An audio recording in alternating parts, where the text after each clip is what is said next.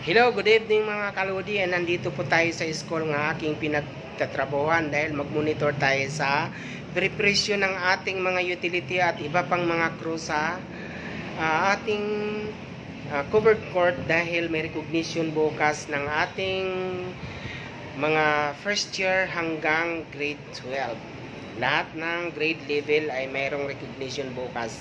Dito gaganapin mismo sa loob ng ating school. Pero ang ating graduation wala pa yon. Next week pa ay April 15.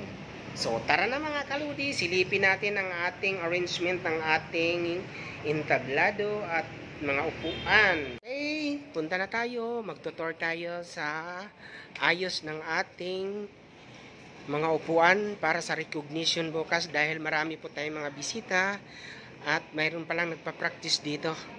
Anyway, walang tugtog kasi kanina pa ang ihina, ang lakas ng tugtog. Ito. Baba na tayo dito mga kalodi. Oh, ganda. Ganda ng ayos. Tapos pag limikyo ka dito bandang left side ay mga upuan para sa ating mga bisita o mga parents. Yan. Daming mga upuan. Dito mga kalodi, more or less mga 100 chair dito. Hindi lang 100, mga 200 chairs. No? Pagkakapusin naman tayo, mayroon naman tayong maraming upuan pang naka-reserve.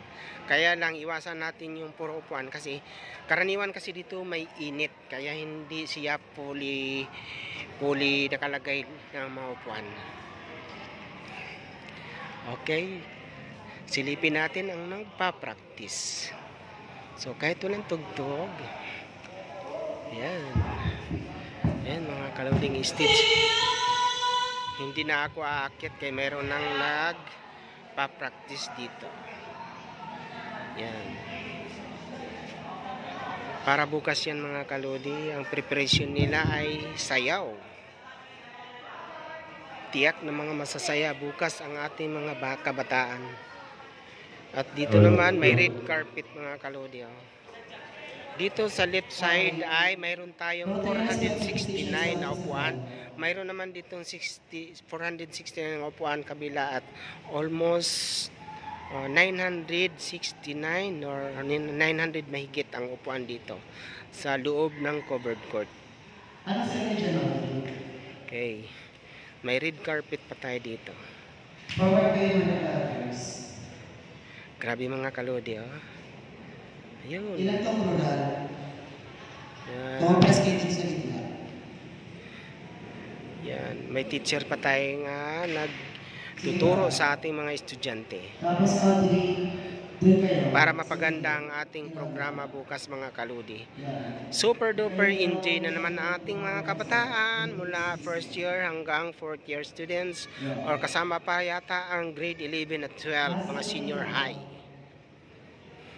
Okay.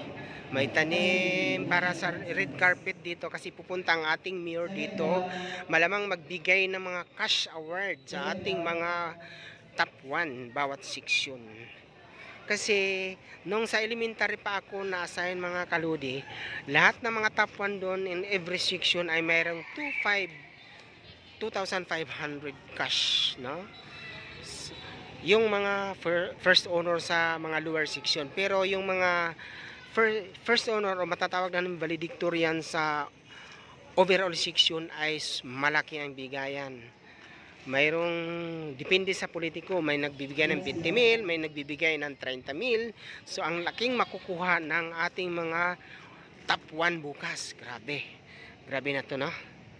So, dito naman mga kaludi ay ang ating mga building. So, mayroon tayong building na napakataas ay 7th floor ay siya ay mayroong elevator. At saka halos lahat ng room dito mga kalodi ay naka-aircon. Yung ang hindi naka-aircon lang, yung medyo open air siya, yung mga may bintana nga dire-diretso ang hangin. Katulad dito sa first year, hindi ganong naka-aircon dahil open air talaga siya, lusot-lusot ang hangin dahil nasa taas siya. Hindi katulad dito sa mga iba dito nga medyo nasa looban dahil hindi siya open air at saka close talaga siya. Kaya may aircon. Swerte. Swerte ang makatapat sa may air condition. Ganyan ang tayo kamahal ng ating Mayor Lani Cayetano. Kaya Mayor Lani Cayetano, maraming salamat sa iyong pamumuno. Napakahusay ninyo, Mayor Lani. Maraming salamat sa inyo, Mayor. Dito rin nakagraduate ang aking mga dalawang anak. Dalawang anak na ngayon ay bukod tangi ng may mga trabaho na rin sila. At saka scholar din siya sa Lani Cayetano.